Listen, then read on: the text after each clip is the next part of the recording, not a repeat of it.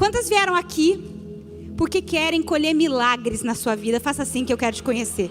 Cadê as irmãs do Rio? Eu falei que eu precisava delas para dar glória. Olha aí, ó. Carioca é uma bênção, gente. E eu sou pentecostal, então eu gosto do glória, tá? O Espírito Santo for falando, vai dando glória. Eu vim aqui porque eu quero colher milagres na minha vida. Mas sabe de uma coisa? Eu amo que Deus faz milagres. Eu amo que Ele é o Deus do impossível. Como o pastor Josué disse aqui, aquele que abre o mar, aquele que ressuscita mortos, aquele que cura enfermos, aquele que ainda faz o que para nós é difícil demais, para Ele não há impossível. Esse é o nosso Deus, esse é o Deus que nós servimos. Eu amo que Deus é Deus de milagres. Mas sabe de uma coisa? Eu queria expandir nossa visão nessa manhã. À medida que nós vamos caminhando na fé e na vida cristã, nós vamos entendendo que é lindo quando Jesus faz milagres para nós. É lindo quando nós colhemos milagres, mas tem um passo além. Melhor do que Deus fazer milagres para nós, é quando Deus nos torna agentes de milagres na vida dos outros. Sabe, o Evangelho, a mensagem da salvação de Deus não para em você. Na verdade, Deus te salva, Ele te regenera, Ele te santifica, para que agora você seja aquela que faz a diferença aonde você entrar. Deus conta com você como agente de milagre. E a verdade é que nós queremos fazer a diferença. Em algum nível, em algum lugar, todas nós queremos fazer a diferença. Sabe por quê? Presta atenção nisso. Primeiro, porque nós somos filhas de Deus. Diga comigo, filhas de Deus. Segundo, porque nós somos filhas do Éden. Diga comigo, filhas do Éden. Filhas de Deus fala desse Pai que é todo poderoso, que para Ele não tem impossível. Mas filhas do Éden fala de alguém que foi criado lá em Adão e Eva na perfeição. Em alguém que quando foi criado na sua origem não tinha defeito, não tinha morte, não tinha dor, não tinha choro.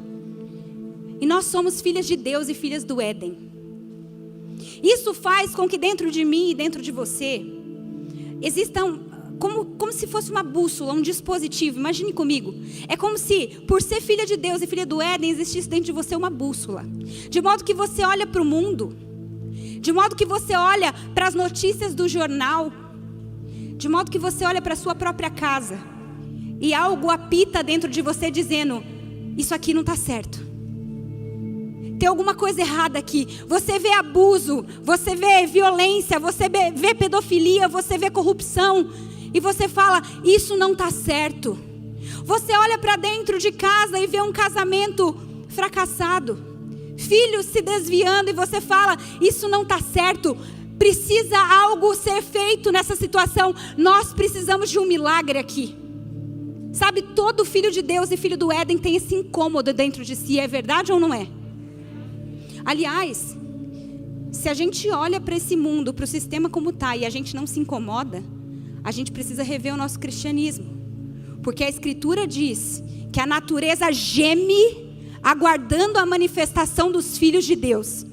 Romanos diz que o Espírito geme intercedendo por nós. Nós precisamos gemer também.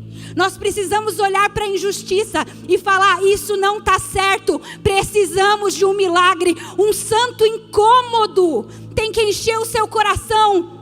Você tem que saber que carregando o Espírito Santo e a chama de Cristo e do Evangelho, você agora é uma agente de milagre. Ó, minha Luísa tem 10 anos, gente. Eu preciso contar isso. Esses dias ela chegou em casa com um projeto. Luísa estuda numa das melhores escolas da cidade, escola particular, escola cara. Mas ela reparou que as carteiras da sua escola estavam depredadas. Então veja, ela olhou a carteira e ela viu que as carteiras estão riscadas. E ela decidiu fazer algo. Ela fez um projeto. O projeto dela se chama Carteiras Bonitinhas. Ela foi na diretora com um projeto, com um papel em mãos. Ela queria reformar as carteiras todas, lixar, pintar. E ela inventou na cabecinha dela um dispositivo onde ela podia puxar um papel na carteira. As crianças, ao invés de rabiscarem a carteira, rabiscariam o papel. Quando terminassem de usar, iam destacar o papel, jogar o papel fora e puxar um papel novo. Desse jeito, não haveria carteiras depredadas mais na escola. Ela estava pensando em como obter recursos para melhorar a vida de todos os alunos. Sabe o que é isso? Uma filha de Deus, uma filha do Éden com 10 anos, numa mentalidade de redenção. Eu preciso fazer alguma coisa a respeito do que está errado. Com 10 anos, gente.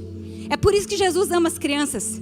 Porque as crianças são simples, as crianças são práticas, as crianças são cheias de fé. É por isso que Jesus disse em Mateus: se nós não formos como crianças, de modo algum herdaremos o reino dos céus. Deixa o Espírito Santo ministrar o seu coração. O problema é que a gente cresce, a gente vira adulto, e tantas vezes a gente troca a simplicidade pela teoria. A gente troca a fé pela incredulidade, para não dizer cinismo. Porque para muitas pessoas, dizer que nós vamos ser agente de milagres ou fazer a diferença no mundo caótico é utopia. Quantas pessoas dizem e pensam assim: quem sou eu para fazer a diferença? Nenhum milagre salvaria esse casamento. Como é que eu posso sozinha afetar a minha cidade e eu não tenho o suficiente para fazer a diferença? Quantas já pensaram pelo menos uma vez assim? E sabe, às vezes a gente olha para as pessoas que fizeram a diferença na história. Pense aí em mulheres que foram agentes de milagre. A gente poderia citar várias. Mas quando nós vemos a vida dessas pessoas, o que vem à nossa mente é que elas só conseguiram fazer o que fizeram porque tinham muito. Madre Teresa fez o que fez porque tinha um dom extraordinário. Minha pastora faz o que faz porque é ungida, ela tem muito de Deus na vida dela. Aquela empresária tem muito recurso. E a gente começa a pensar em muitas formas pela qual é mais fácil para o outro operar aquilo do que para nós mesmos. É como se a gente olhasse para mulheres que fazem a diferença e pensássemos que elas são extraordinárias. Elas são uau, elas são incríveis, elas são semideuses. Quase que sobre-humanas. E eu não. Eu sou só uma mulher o quê? Comum. Eu sou só uma mulher simples, eu não tenho o suficiente para isso. Escute o que eu vou falar para você. Nós vivemos uma sociedade hoje que é a sociedade do espetáculo. É uma sociedade que valoriza tudo que é espetacular, tudo que é incrível, tudo que é uau, tudo que é maravilhoso e que despreza aquilo que é comum. Talvez você está me conhecendo aqui hoje, certo? Primeira vez que você está vendo a Val na vida. E alguém vai virar para você no final da reunião e vai perguntar: ah, você conheceu a Val? E aí, como é que a Val é? E aí você responderia: uau, a Val é uma pessoa normal. A Val é uma mulher comum. A Val tem 1,5 m, é uma tampinha, desse tamanho. Você sabe que para muita gente falar que você é normal, que você é comum, hoje em dia soaria como ofensa. Normal? Eu não quero ser normal, eu quero ser extraordinária. Eu não quero ser comum, eu quero ser uau. Eu acho engraçado quando as pessoas escrevem para mim assim no Instagram, porque leram uma postagem, porque foram abençoadas, elas escrevem assim: você é necessária. Já viu isso no Instagram? Necessária. Esses são os rótulos que nós queremos, são os rótulos que a gente acha que as pessoas que mudam o mundo recebem. Deixa eu te falar uma coisa: o diabo quer nos convencer que gente comum não faz a diferença. Ah, eu vou repetir que você não está entendendo o recado que eu vim entregar para você. O diabo quer te convencer que uma mulher simples não faz a diferença, que você precisa ser incrível. Mas deixa eu falar uma coisa para você: não é só com você que ele trabalha assim. Ele tentou fazer isso com Jesus. Jesus foi batizado, vocês ouviram e gravaram, lembra? A gente deu o rec. Ele ouviu do Pai: esse é o meu filho amado em quem eu tenho... Responde alto: em quem eu tenho... Maravilha. Depois para onde ele foi? Para o deserto ser tentado.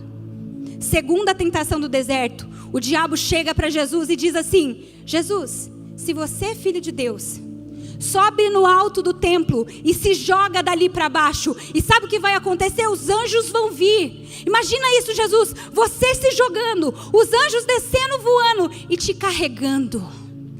Jesus, vai ser um espetáculo. As pessoas vão olhar para você e vão falar assim: uau, esse realmente é um filho de Deus. Sabe o que Jesus disse para ele? Está escrito: não tentarás o Senhor teu Deus. Eu vim falar para você, não são as pessoas espetaculares que mudam o mundo, são as pessoas comuns que creem num Deus espetacular. Resista à tentação mundana de ser o melhor, de ser o uau, de ser maravilhoso, e entregue a sua simplicidade para Jesus nessa manhã. Eu sou filho de Deus. Isso não está ligado a um espetáculo, porque é o meu Deus que é espetacular. Eu vim aqui falar com mulheres que estão escondidas. Presta atenção. Deixa o Espírito falar com você. Você está escondida de trás de desculpas, dizendo: eu sou comum demais, eu não tenho dom, eu não sou como ela, eu não tenho tanto como aquela. Você tem enterrado o seu talento porque você pensa: Deus só me deu um. E Deus está falando para você hoje: eu quero que você multiplique. Abre sua Bíblia comigo. Vamos ver o que a Bíblia tem a dizer sobre isso. Abre comigo hoje em João 6. João 6, a gente vai ler do versículo 8 em diante. Prometo que eu vou ser rápida.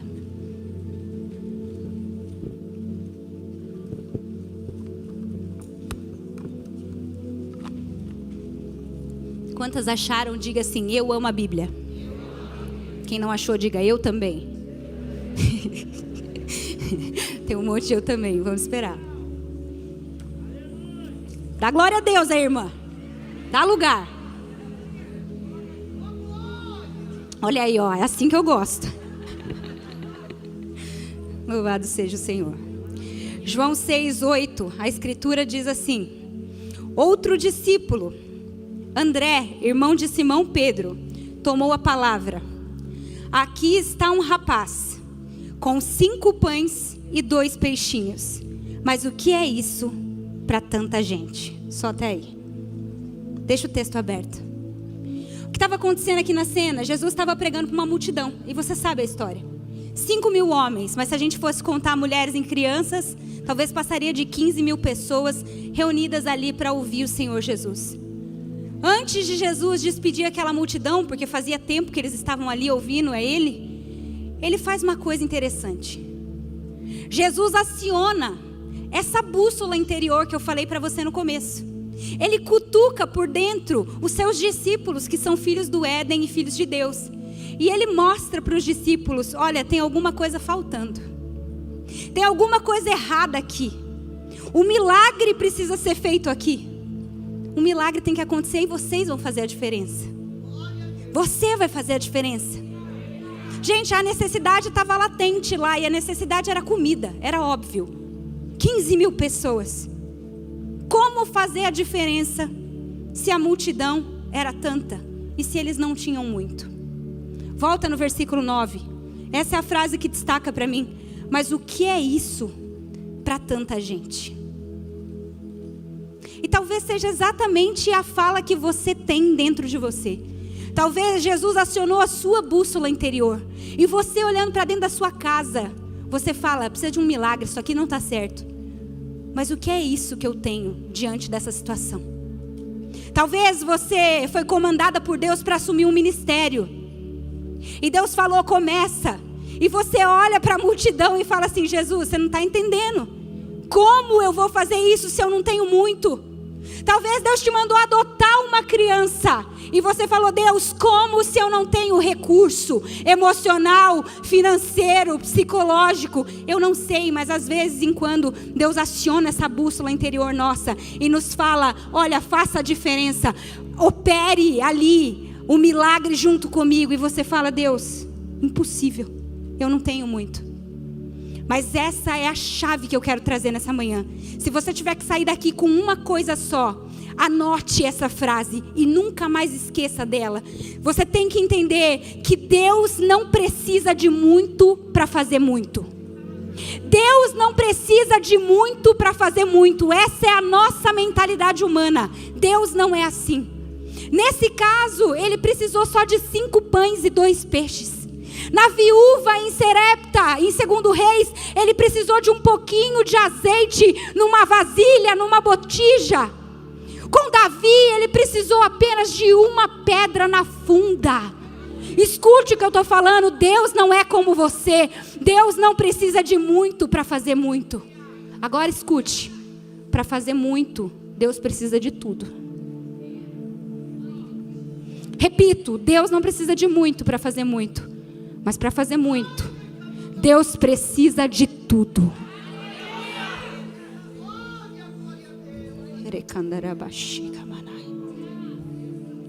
Deus não trabalha com quantidade. Deus trabalha com porcentagem. E Ele está pedindo nessa manhã o seu 100%. Deus não está à procura de mulheres incríveis. Ele está à procura daquelas que estão dispostas a dar tudo nas mãos dEle. A pergunta que fica é: o que você vai fazer com isso? Se o Espírito Santo está falando com você, você precisa dar uma resposta. O que você vai fazer com isso? E eu gostaria de ver com você, através dessa simples história, são 3 características de alguém comum que foi um agente de milagre. 3 coisas que eu vejo nessa história de alguém comum que foi um agente de milagre. E quem está falando, Val? Estou falando do menino. Eu estou falando do rapaz. Porque se tem alguém aqui nessa história que parece comigo e com você, é esse menino. Esse menino é o retrato do comum. É o retrato do simples. Ele era tão comum, gente, mas tão comum que o nome dele nem é mencionado na história. A Bíblia diz assim, olha, volta no versículo 9, você está com a Bíblia aberta aí. Aqui está um rapaz com 5 pães e 2 peixinhos. E aqui eu entro na primeira característica de alguém que quer fazer a diferença. E a primeira característica de alguém que quer fazer a diferença se chama humildade. E nós precisamos falar disso. Entenda uma coisa de uma vez por todas. Só Jesus opera milagres. Amém? Milagres só Ele pode operar. Mas você pode ser humilde o suficiente para pegar os seus 5 pães e 2 peixes e dar na mão dele. E por que humildade, Val? Por que você está usando esse termo? Porque Deus usa como ferramenta de milagre pessoas que não têm problema de serem anônimas. Esse rapaz, sem nome, ele oferece, ele entrega, ele serve a Jesus com o que ele tem. Ele doa tudo nas mãos de alguém que não falam muito obrigado. Não tem obrigado no texto. Não tem menção, não tem honra, não tem louros no texto. Não tem um muito bem, meu filho. Escute o que eu estou falando. Se fossem algumas de nós diante de Jesus, a gente entregaria o pão. E no momento que ele não mencionou nosso nome na história, a gente ia pedir de volta. Porque não vale a pena se o nosso nome não for glorificado. Tem misericórdia, Senhor.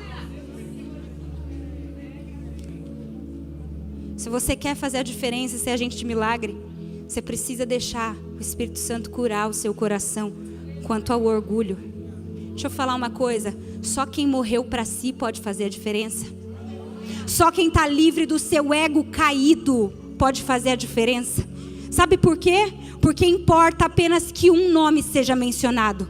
Importa que apenas uma pessoa seja glorificada. Importa que a multidão seja alimentada. Ainda que o meu nome seja esquecido. Convém que ele cresça e que eu diminua.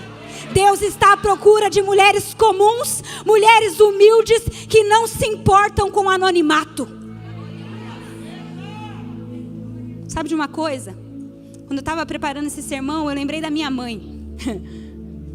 Minha mãe, se a minha mãe está assistindo, e com certeza ela deve estar. Beijo, mãe, te amo.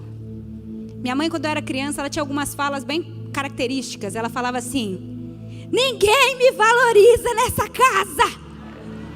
Ela falava isso na canseira dela, eu sei. Ela falava: ninguém reconhece o que eu faço aqui. Vocês vão ver o dia que eu... na sua casa ela falava igual, não acredito. Vocês vão ver o dia que eu morrer. Aí sim vocês vão ver, vão dar valor. Mãe, é tudo igual. Você sabe que às vezes, quando eu me vejo falando a mesma coisa, aí eu paro. Eu falo, não posso falar isso. Mas sabe o que eu lembrei? Que apesar da dona Cris falar essas coisas na sua canseira, ninguém nunca falou um obrigado para ela. Ninguém nunca agradeceu as cuecas lavadas. Ela nunca recebeu uma placa de honra, de mérito, mas ela sempre fez.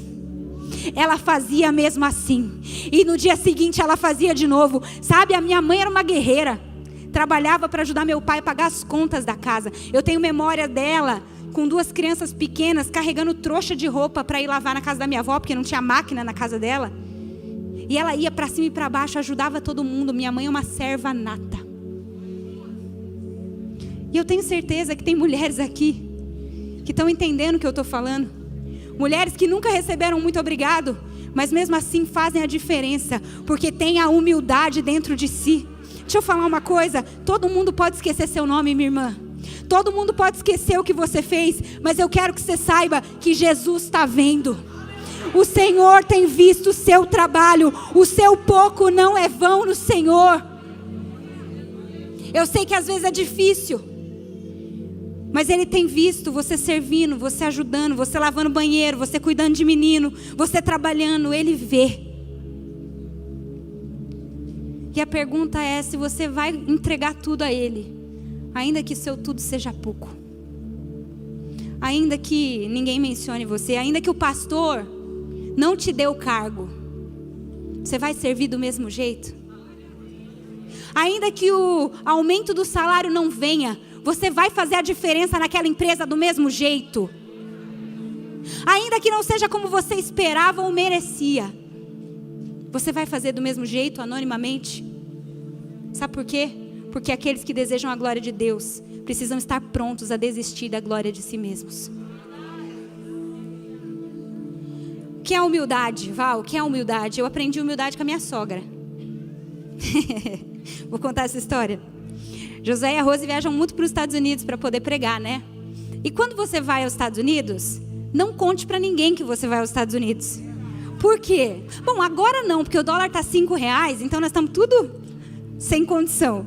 Mas na época que era R$2, R$3, se você falasse que você ia nos Estados Unidos, o que acontecia? Ô Rose, traz uma brusinha para mim, traz um perfume para mim, traz um iPhone para mim, traz uma maquiagem para mim. E a minha sogra é muito generosa. Então ela foi pedindo, e as pessoas foram fazendo os pedidos, ela foi fazendo uma listinha. E aí ela foi viajar. E cada lugar que ela passava na viagem, ela falava assim: Jô, precisamos parar aqui porque eu tenho que comprar o perfume da fulana. Aí ela riscava da listinha dela. Aí ela andava mais um pouco e falava assim: Jô, vamos parar aqui agora que eu vou comprar o iPhone da ciclana. E riscava da listinha. E eu sei que chegou no final da viagem, o meu sogro virou para ela e falou assim: Rose, você passou a viagem inteira comprando as coisas dos outros, e você reparou que você não comprou nada para você no fim das contas? Gente, isso é humildade. Sabe o que é humildade? Muita gente pensa que humildade é pensar menos de si, é ficar se menosprezando. Isso não é humildade. Humildade não é pensar menos de si, é pensar menos em si. Humildade é quando você anda pela vida com uma listinha na mão. E a listinha tem o nome de todo mundo, só não tem o nome de quem? O seu. Isso é humildade. É quando você pratica o autoesquecimento. Sabe o que é o pecado na concepção de Lutero? Um homem encurvado sobre si mesmo. Alguém que só tem olhos para o seu umbigo. A pessoa humilde é alguém que desencurvou. Ela está olhando para os outros e não para si. E sabe por que a minha sogra pode ser humilde? Porque antes Jesus veio à terra. E Jesus veio à terra com uma listinha.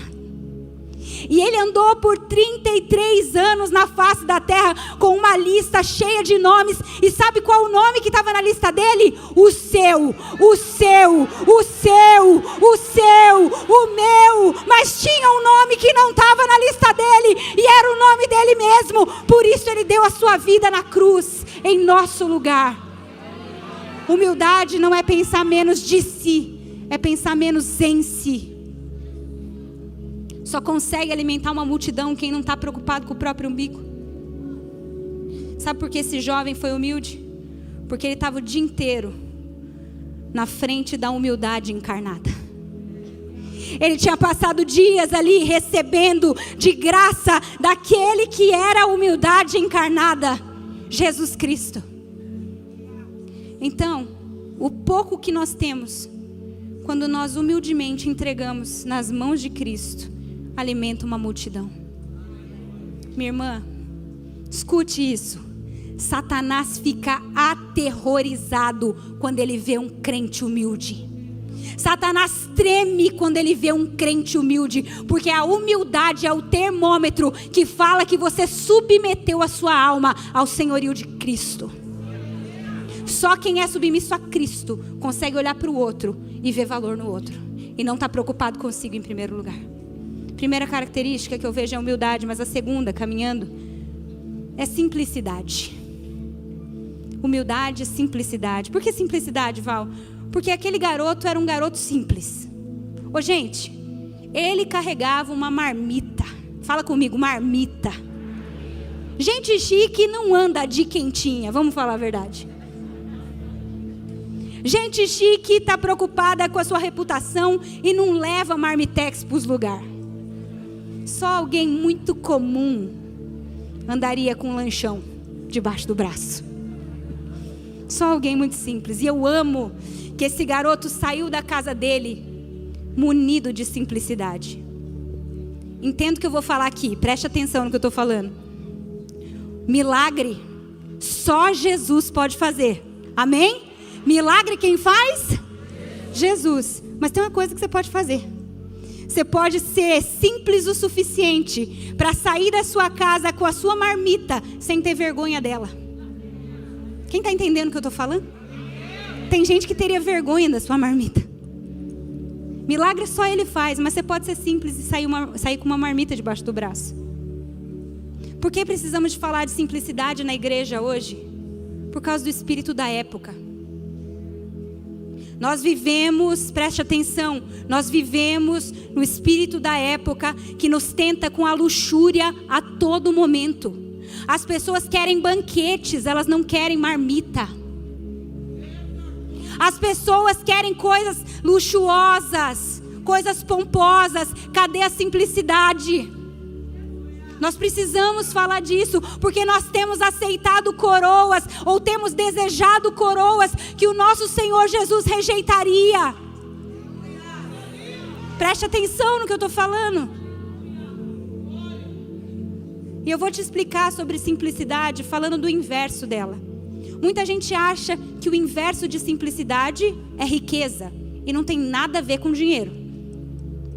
O inverso de simplicidade não é riqueza.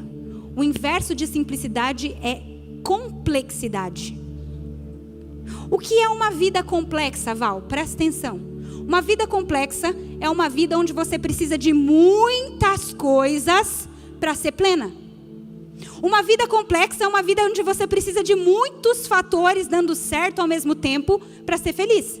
Então você precisa estar casada com um marido maravilhoso que faça massagem nos seus pés todos os dias à noite. Você precisa ter 3 filhos lindos, comportados, arrumados, crentes. Você precisa ter um trabalho que você tenha a conta bancária que você deseja. O sol lá fora precisa estar em 23 graus Celsius. E você precisa ainda ter um monte de brusinha nova no closet. Sabe o que é isso? Uma vida complexa. É quando você precisa de muitos fatores juntos, alinhados, para estar pleno. E sabe qual é o problema? O problema é que essas coisas nunca acontecem ao mesmo tempo. É ou não é? Ou é só na minha vida? Olha aí, ó. Glória a Deus, estava achando que era pessoal. É por isso que a gente vê as pessoas com um estado de insatisfação crônica. E gente insatisfeita não consegue ser agente de milagre. Gente insatisfeita não consegue fazer a diferença. Você já tentou dar almoço para suas crianças quando você está com fome? Quem aqui, mãe, já passou por isso? Dar almoço para as crianças com fome. Se tem uma coisa insuportável, é dar almoço para a criança com fome. Sabe por quê? Porque seu estômago está roncando. E aí você esquentou a comida e aquele cheiro de arroz, feijão começa a vir, né, no seu nariz, e você quer comer aquela comida. E você está preocupado querendo dar para a criança. Mas criança não come tão fácil assim. Então elas começam a enrolar para comer. Elas não abrem a boca. E aquilo começa a virar uma sujeira. E daqui a pouco você está ficando irada. Porque você está preocupada com o quê? Com a sua fome. É ou não é? Sabe qual é a melhor maneira de dar comida para a criança? Você tendo almoçado antes. Porque se você almoçou antes e a sua barriga está cheia, você senta e pacientemente você alimenta a criança. É verdade ou não é? Sabe qual é o problema de ter uma vida complexa? É que a pessoa que tem essa vida complexa tem uma fome constante dentro de si, uma fome constante na alma. E quando você está faminto na alma e vai tentar alimentar os outros, vai tentar ajudar os outros, você se torna ineficaz. Agora, se complexidade é ter todas essas coisas juntas para ser feliz, simplicidade é você precisar de uma só coisa para estar completo. Simplicidade é quando você precisa de uma só pessoa para ser feliz, e o nome dessa pessoa é Jesus Cristo. E você pode dizer como Paulo disse: olha, eu considero tudo como perda comparado com a suprema grandeza de conhecer a Jesus. Por causa dele eu perdi todas as coisas e considero tudo como esterco para poder ganhar a Cristo e ser achado nele. É uma vida de contentamento, uma vida de simplicidade. Sabe por que esse menino foi capaz de dar a sua comida para alimentar os outros? Você sabe por que ele foi capaz de dividir a marmita dele? Porque ele estava de barriga cheia. Ele era simples, ele estava de barriga cheia. Ele tinha comido antes e tinha comido do pão da vida, que é o próprio Jesus que estava pregando para ele ali. Aquele menino estava completo, e por estar completo ele pode transbordar na sua simplicidade. Eu sei que Deus chamou muitas mulheres aqui. Presta atenção que o Espírito Santo falou isso comigo quando eu estava preparando. Deus chamou muitas mulheres aqui para alimentar multidões. Você foi chamada para, junto com Cristo, alimentar multidões. E você sabe o que eu estou falando. Você reconhece o chamado de Deus na sua vida. Só que muitas vezes você tem olhado para você e você tem visto só uma marmita. E aí, por perder a simplicidade, às vezes a gente não reparte o que tem. Sabe, quando eu comecei a pregar, eu olhava para mim e tudo que eu via era uma marmita. E eu falava assim: para que eu vou pregar? Tem tanta gente boa pregando. Para que eu vou falar? Eu só falo óbvio. Olha, o pastor Josué Gonçalves, como ele é profundo nas reflexões dele. Eu olhava para mim e via só a marmita. Até um dia que uma mentora chegou para mim e falou assim: Val, o que você acha de lasanha? E eu disse: uau, lasanha é espetacular. Quem gosta de lasanha aí? Levanta a mão. Lasanha é incrível. Ela falou assim: é incrível, mas lasanha é para domingo. Come lasanha todo dia para você ver se você fica nutrido. Sabe o que ela falou para mim? O que sustenta, o que dá crescimento, o que faz a pessoa ter força é arroz com feijão. É o simples, é o comum que nos sustenta. Nós precisamos desmistificar isso. O que sustenta é o simples. Então, minha irmã, saiba que aquilo que parece arroz e feijão para você pode ser um banquete se for colocado nas mãos da pessoa certa. Pode aplaudir o Senhor. Aplauda o Senhor. Deus usa as pessoas que estão desprovidas de vaidade. Não se importam se é arroz com feijão. Nas mãos dele vira um banquete. Nós precisamos de pessoas simples, porque o nosso Jesus é simples. Jesus era tão simples, mas tão simples, que ele era conhecido como o Nazareno. Ele era o filho de José. Não é esse o filho da Maria, o filho do Zé? Não é esse o carpinteiro que está sempre entre nós? Veja, Jesus não usava uma roupa especial, ele não falava num tom de voz especial, ele não tinha uma coroa especial. Ele era o homem comum de Nazaré. Ele era comum, mas tão comum, simples, mas tão simples, que quando Judas foi entregá-lo aos romanos, ele teve que diferenciar Jesus. Ele deu um beijo, o beijo do traidor. Sabe por quê? Porque senão os soldados não saberiam diferenciar Jesus do resto. Nós precisamos de simplicidade. Como diz meu sogro, se é homem de Deus é simples, e se não é simples, não é homem de Deus. Que o Senhor restaure a simplicidade em nós, para que nós possamos ser agentes de milagre. E eu estou caminhando para o último ponto. E se o primeiro é a humildade, o segundo é a simplicidade, o terceiro e último é intensidade. Nós precisamos de intensidade para ser agentes de milagre. Entenda uma coisa que eu vou falar para você, por favor. Milagre só Jesus pode fazer. Quem pode fazer o milagre? Jesus. Mas você pode ser intenso o suficiente para entregar tudo nas mãos dele. Esse menino não entregou um pão e um peixe. Ele não entregou meio pão e meio peixe com medo de ficar faltando para ele. Esse menino não entregou só os domingos na igreja. Ele não entregou só o dízimo. Ele não entregou só a vida religiosa ou uma parte separada da sua existência. Quando esse menino foi entregar, ele deu com intensidade. E nós somos chamadas a dar com intensidade, porque Deus não trabalha com quantidade, Deus trabalha com porcentagem. E quanto Ele quer de nós? 100%. Fala comigo, 100%. Isso é tão real, que um dia Jesus sentou na frente do gasofilácio no templo.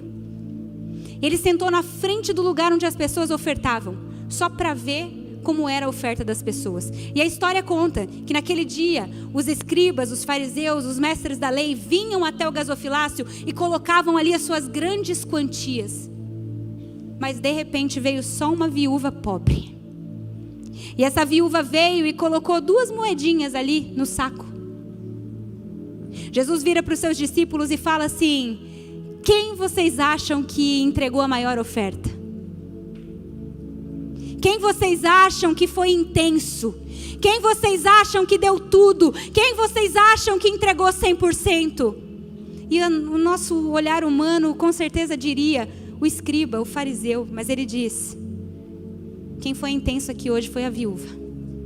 Porque os outros deram do que sobrava. Mas essa viúva, da sua pobreza, deu tudo o que ela tinha. Ela não mediu, ela não repartiu, ela não sonegou, ela deu por inteiro. Não foi só a viúva.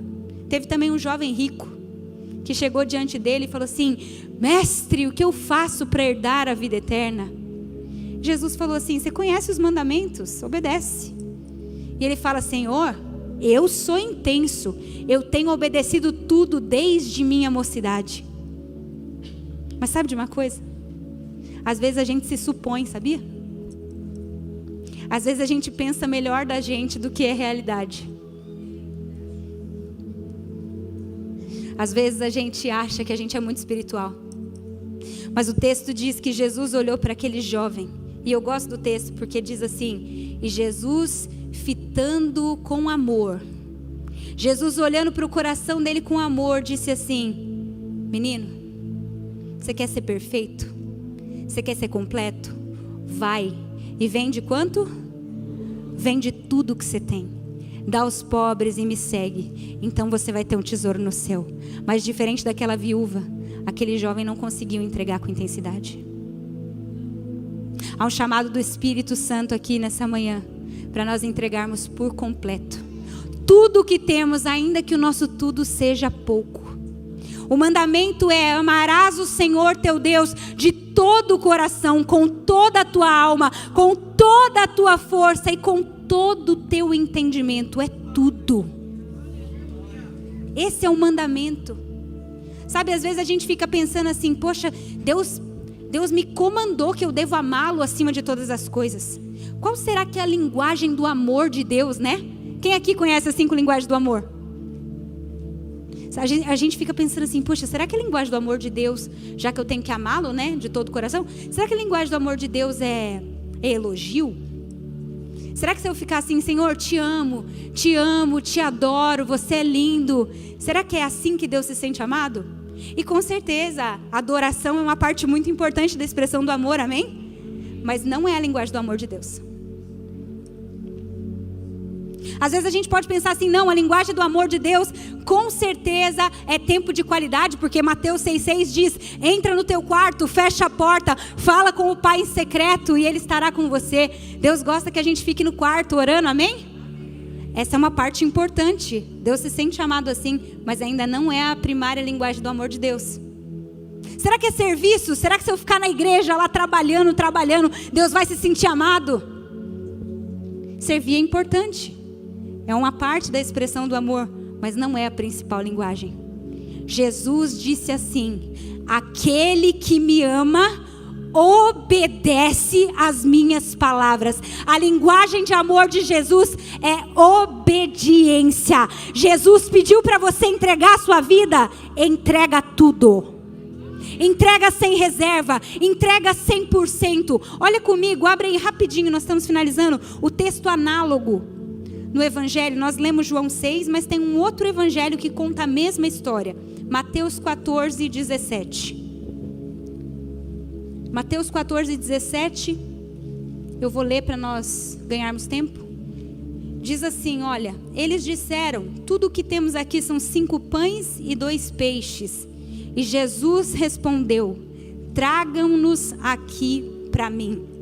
Tinha uma ordem de Jesus, traga aqui para mim. E essa ordem sendo obedecida expressava amor. Traga aqui para mim. Existe um chamado para nós trazermos diante do Senhor aquilo que nós temos. Em casa, quando a gente vai falar de obediência com as crianças, a gente ensinou da seguinte maneira, e eu quero passar para você, porque de repente você pode usar isso na sua casa com os seus filhos, ou você pode também aplicar para você, para ver se você está obedecendo por completo. A obediência, ela precisa ter 3 Is. Diga comigo, 3 Is. O primeiro I quer dizer interna. Ou seja, a obediência precisa ser de coração. Aproveitando o texto, a obediência aqui seria, traga tudo. Obediência inteira, não traga metade, não traga 90%, não traga 50%, traga tudo, inteira. Mas a obediência tem um segundo I, e esse segundo I é interna, diga interna. Interna quer dizer, traga de coração. Então traga tudo, traga de coração, mas tem um terceiro I, e o terceiro I é imediata. Diga comigo, imediata. Ou seja, traga já. Então veja, obediência inteira, interna e imediata. Traga tudo, traga de coração e traga já. E quando aquele menino ouviu no versículo 18, traga aqui para mim, ele imediatamente, ele alegremente e ele por inteiro colocou tudo que tinha nas mãos de Cristo Jesus. Entenda uma coisa, minha irmã, o milagre só Jesus pode fazer. Mas você pode colocar o seu pão comum, o seu peixe comum, 100% nas mãos daquele que vai operar o milagre. Você pode glorificar Deus por isso? E eu quero... Pode aplaudir, pode aplaudir. Eu quero encerrar nessa manhã mencionando para você o final do livro de Romanos. Em Romanos capítulo 16, o apóstolo Paulo faz uma série de honrarias. Ele menciona várias mulheres. E ali no texto ele fala de Febe, olha que nome bonito para você colocar no seu filho. Febe, que era uma diaconisa. Ele fala de Priscila, esposa de Áquila. Alguém que colocou a sua vida na missão junto com Paulo. Ele vai falar também de Maria. Maria, uma mulher que trabalhou muito pela igreja. Ele vai falar de Júnias, que foi companheira de prisão de Paulo. Ele vai falar de Trifena e Trifosa. Uau! Trifena e Trifosa, que foram descritas aqui no texto bíblico como servas. Simples assim. Ele vai falar da Pérside e ele vai falar também da mãe de Rufo, que acabou sendo uma mãe para o apóstolo Paulo quando ele mais precisava.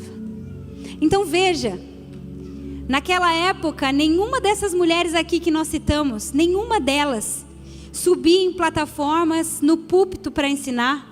Nenhuma dessas mulheres era CEO de empresa. Nenhuma dessas mulheres estavam em lugares de proeminência. Mas sabe de uma coisa? Na eternidade, de alguma forma, Deus olhou para cada uma dessas mulheres comuns e achou elas dignas de serem registradas na Escritura, na palavra de Deus. Mulheres que diante dos olhos do mundo não teriam nada demais, eram mulheres comuns, humildes, simples, mas que tinham uma coisa, intensidade. E deram a sua vida em prol da igreja. E quem sabe 2000 anos depois nós estamos aqui por causa dessa Trifena, Trifosa, Pérside, Febe e tantas outras que a gente nem sabe. A verdade é que mulheres comuns, na sua simplicidade, humildade e intensidade, foram agentes de milagre para que o evangelho chegasse aqui. O que nos faz pensar que nós continuamos precisando de mulheres comuns, de mulheres simples, mas que são cheias de fé, porque quem planta fé, colhe milagre. Queria pedir para você se colocar de pé nesse momento, a gente vai orar.